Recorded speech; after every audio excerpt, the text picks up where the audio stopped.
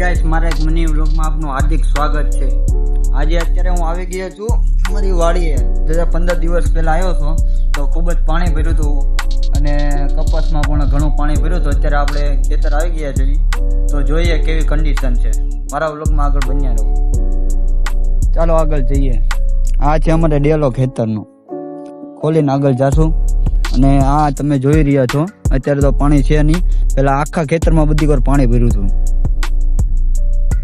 અને આ પાછળ જોઈ રહ્યા છો એ અમારું ઝૂંપડું છે, બહુ સારું હતું પણ વરસાદના કારણે આખું તૂટી ગયું છે। પવન ને વરસાદના કારણે બધા પતરા ઉડી ગયા છે। ચાલો અંદરથી બતાવું તને કઈ રીતની કન્ડિશન છે અત્યારે। આ તમે જોઈ રહ્યા છો આ બધા પતરા અહીંથી ઉડી ગયા છે અને ઉપર 2-3 પતરા વધ્યા છે અને અહીંથી આ બધો ભાગ ખુલ્લો આખો થઈ ગયો। હવે વરસાદ વધારે પવન આવે તો આ બધું ઉડી જાય।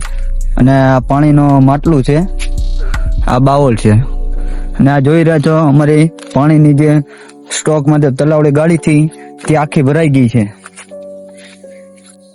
અને હવે આપણે જાવી અંદર ખેતરમાં, જોઈએ કઈ રીતનું છે અને કઈ રીતે કપાસ નીકળ્યો છે બધું દેખાડું તમને। આગળ વ્લોગમાં બન્યા રહો। તો દોસ્તો જોઈ રહ્યા છો આ બધું આપણે કપાસ તો નીકળી ગયો છે, અહીંથી તમને નજીકથી બતાવું। કપાસ તો નીકળી ગયો છે પણ ખળ એનાથી વધારે છે થોડું, ને આ બાજુ હજી બરોબર સુકાયું નથી, આ બાજુ ભીનું છે। અને આ દોસ્તો જ્યારે પાણીમાં હું અહીં આવ્યો હતો ત્યારે આ પગના નિશાન પડી ગયેલા છે, આ તમે જોઈ શકો છો, આ પગના નિશાન છે।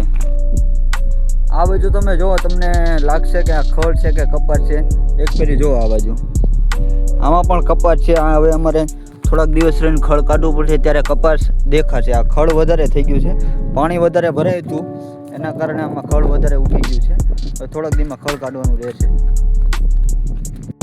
અને દોસ્તો આ આખા ખેતરના પાણીનો નિકાલ અમારે અહીંયા છે, આ તમે જોઈ શકો છો, આ આખા ખેતરનું પાણી બધું અહીંયા આવે છે, આ જોઈ શકો છો। હજી આ પાણીની ભરી છે, આમાંથી પાણી બધું બહાર જાય।